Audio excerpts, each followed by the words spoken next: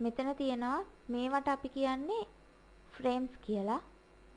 මේ පළවෙනි එක අපිට දීලා තියෙන key frame එකක්. මේ විදිහට dot එකක් එන්නේ key frames වල. අපි බලමු frames වලයි key frames වලයි තියෙන වෙනස මොකක්ද කියලා. දැන් මම මෙතන රවුමක් අඳිනවා. ඊළඟට මේ 10 frame එකට insert frame. ඒ කියන්නේ අපි frame එකක් දෙනවා. ඊට පස්සේ මම මේ frame එකේ ඉඳගෙන මේ object එක එහාට ගෙනහිල්ලා තියනවා. ඊට පස්සේ keyboard එකේ enter press කරාම දැන් මේකේ කිසිම වෙනසක් වෙලා නැහැ.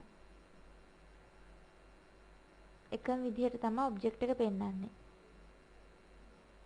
දැන් මම මේක keyframe එකක් කළොත් ඒ කියන්නේ මෙතන තියෙනවා insert keyframe. right click කරලා ඒක ගන්න පුළුවන්.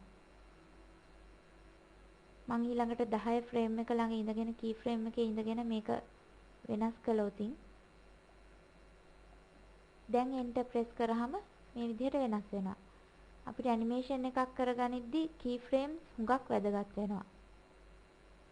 ඊළඟට අපිට මෙතන තියෙනවා insert frame එකක් insert කරගන්න, remove කරන්න, insert keyframe, insert blank keyframe. ඒ විදිහට keyframes ගන්න, ඒ වගේම cut කරන්න, copy කරන්න, clear frames. ඒ වගේ දේවල් තියෙනවා right click කරලා ගන්න.